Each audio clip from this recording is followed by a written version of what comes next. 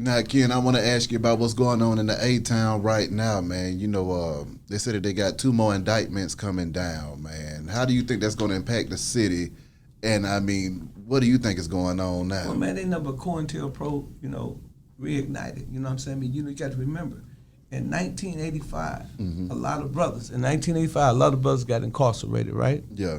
Those brothers got diabetes, they got cancer, they got high blood pressure. You know what I'm saying? They got kicked out of prison. They need some new bodies in there. So they creating laws, they creating situations that they can incarcerate people. Now, we know gangs been around since Colors. We can go all the way back to the movie Colors. That was 30, 40 years ago. All of a sudden, gangs is a problem. Murder been around since the beginning of time. But what they're going to do, they're going to keep setting these brothers up and putting this situation on this thing called RICO, and they're going to incarcerate a lot of people because it's called mass incarceration. Like I said, America's 5% of the world's population, but 25% of the world's incarceration. There's only 6% of African-American males that's eligible to go to prison. But we're 51% of the prison population. That is a travesty, my brother. You understand me? You look at, 51%. I mean, out of all the people in the world, America is 350 million people. But you got 51% of the people that's in jail is African-Americans. That's a travesty, but, you got to understand law. See, the law, what it does is it allows them to do it because the 13th Amendment say slavery was abolished except for one duly commits a crime. So every time a person gets incarcerated, he's getting incarcerated up under that 13th Amendment. So therefore, he loses all his rights. He go back into servitude, into slavery. And now, they can give them football numbers and they can make them work at 10 and 15% an hour. Ice-T, we was having a discussion. Ice-T told me that he heard that right now they got prisoners making phone calls. They the call center, you talking to prisoners now. You know what I'm saying? License plates, furniture, all this stuff, man. Unicore, when I was in the feds, they had Unicore. They paid, the highest you can get, I think, was $8 an hour. And that was considered high pay if you compare it to niggas making 15 cents an hour. So, it's all about, these jobs that they created back in the early 80s, incarcerating, mass incarceration, the drug epidemic and all that. So now they got all these people that works in this bureaucracy, they work in the system. So now they got to keep that system going. They can't just kick these people out. It'll decimate the economy. It'd be like, wow, what I'm saying? So many job losses. So, a lot of jobs that they created was on the backs of blacks. And also not only on the backs of blacks, but it's also, it was destroying the community. T. Grizzly, man, I love him, man. That's my man. But he's saying that he made $200,000, with Grand Theft Auto. But Grand Theft Auto is what's destroying our young men. You know what I'm saying? If you look at Grand Theft Auto, and especially in particular in Milwaukee and in the Midwest, they running red lights and they killing people. That's what you do in Grand Theft Auto. They running up and they killing people and they getting scores. These guys think they're in the game. This is Avatar. We talk about the metaverse. These young people have been in the metaverse. They've been killing each other. They've been destroying one another, and we got to do something about it, man. It's called engineer. We got to re-engineer. You know what I'm saying? And me and Rich was riding. He was letting me hear some of his music. He said, man, he was talking about King Von death and Pop Smoke death and Nipsey Hussle death, but he put a twist to it. It wasn't about the gangster shit. It was like, man, how many more of us got to go? That's his music. That's what he was saying. So, we need brothers like P.B. Pluto, Richie Rich, who can put a twist on it, who can help, change the narrative, man, because until we start taking a hold of our communities, until we start educating our children, they're going to keep on sending them to prison. And guess what? Every mama and every community leader, everybody, councilman, they think that it's the right thing to do. Because, they looking at the news, and the news is depicting us as all criminals. You know what I'm saying? So they say, yeah, lock them up, lock them up. And then, here it is, Hillary Clinton and Bill Clinton talking about some, they was wrong on the side of the decision they made about the crime bill in 1994, because it locked up a lot of people. So it's the same game being played over and over again. It's the same devil with different horns. You know what I'm saying? Last time he had horns, this time he got a skull cap. You know what I'm saying? He got a little beanie on. So, you know what I'm saying? That's one of the things that we have to do. You know what I'm saying? We got to let these young people know, and especially these rappers, man. We got to let them know, man, that your words will be used against you. You can't keep, Boosie talked about it on Vlad. He said, man, listen, man, they used my words against me, against my murder case. Yeah. They use, it says that anything you say will be used against you in a court of law. You know what I'm saying? So y'all got to wise up, man. I'm just trying to tell little brothers, man, this here, man, one thing I do, man, is like I always say, whenever I speak like I'm on trial. If you go look at any of my videos, I clarify, that I ain't in that no more. And that's one of the things that our young people have to understand, man. But, it's going to be a sad day because they doing it all over the country, man. Yeah. And all it is, man, it's about jobs.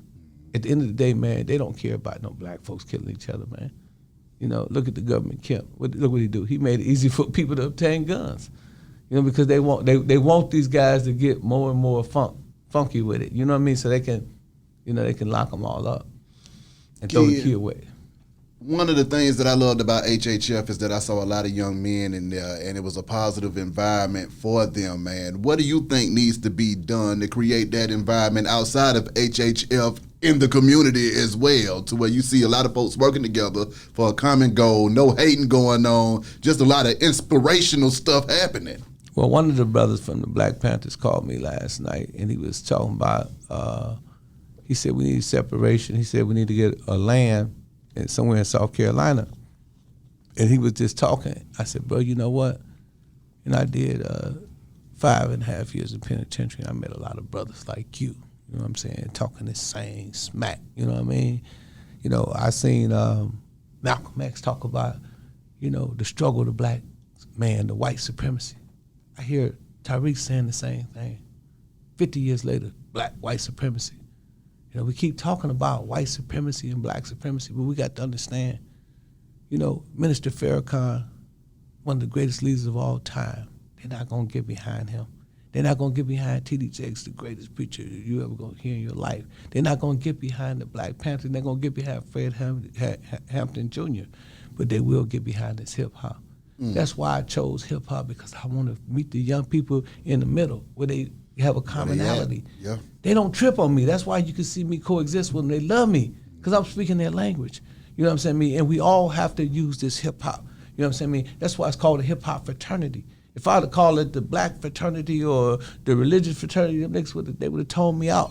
You know what I'm saying? But the fact that I'm on their turf, exactly. They in the house. You see it, they pack the house every Monday, man. They're at Club Silk, man. Yep. 2930 Ember Drive, Decatur, Georgia. Next to Tit Chat. They there every Monday. Every Monday they in the house. Yeah. You know what I'm saying? Waiting to perform. And some of them sit there, man, to the very end. And then they kicking with each other, and they find out, man, yeah, you a blood homie, you a Crip, man, but hey, man, we both do music. Yeah. So now I got my Crip brothers and my blood brothers, you know what I'm saying? I put it on Facebook, everybody's seen it. They all come together, they performing together. I got real live bloods, I mean, these brothers, they ain't just no regular. They got tattoos on their face, they got pistols over here and all that. And I told them stop bringing their pistols in the club. You know what they did? They stopped. That's right. You know what I mean? I tell them to sit down. You know what they do? They sit down. You know what I mean? Because I'm the father that they never had, and they respect me because I respect them. We need to quit trying to, make them go to church. We need to quit trying to make them go to the mosque. We need to quit trying to force consciousness on them. You know what I mean? Let's go and they think, and then guess what we do every week? I teach them about cryptology. I teach them about knowledge self. I teach them about moral science. I teach them about, hip hop. I teach them about EPKs. We teach them about all the stuff that they need to know. Because I got their attention for at least 5 or 10 minutes. They got to listen to me before they perform. Yeah. It's another way of educating them. You know what I mean? You ain't got to just be like, man, listen, man, we were out here to the right and, we power to the people. Yeah, all that's true. But that ain't got us nowhere, man. Let's go back to Malcolm. You know what I mean? Go listen to Martin Luther King's speech. Yeah. White supremacy. We still talking about white supremacy, though. That's ingrained. White supremacy is real. You know what I'm saying? All you got to do is look at the laws. The black codes of 1886. The slave codes of 1710. They let you know they Jim Crow. Jim Crow. White supremacy is a religion, man. That ain't going nowhere. You know what I'm saying? I mean, they ride past the bombs every day over there, all these homeless people, and they go to their mansions. They feel comfortable seeing a bomb on the street. They got to see a bomb on the street in order to feel confident. They got to see brothers killing each other in order to feel confident about themselves, to say, oh, this white supremacy thing really worked. You know what I'm saying? I mean, and the crazy thing is that, white scholars, not regular white people, but white scholars understand the value of the black man. They know that this melanin in our skin, which creates motor and intellectual skills, is the most powerful thing on the planet. It's melanin.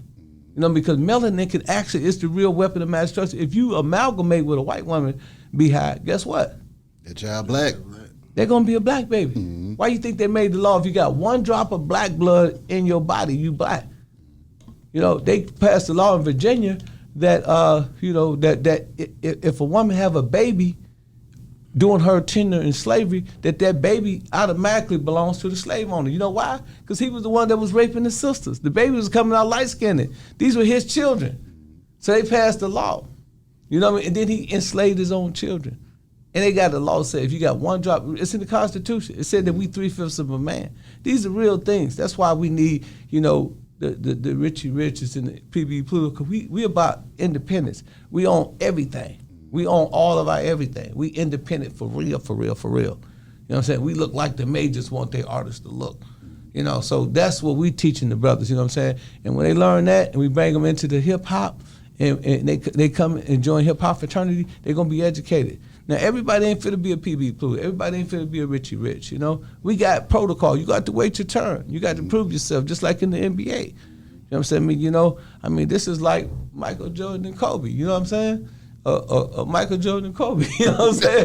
Tell me what you want to do.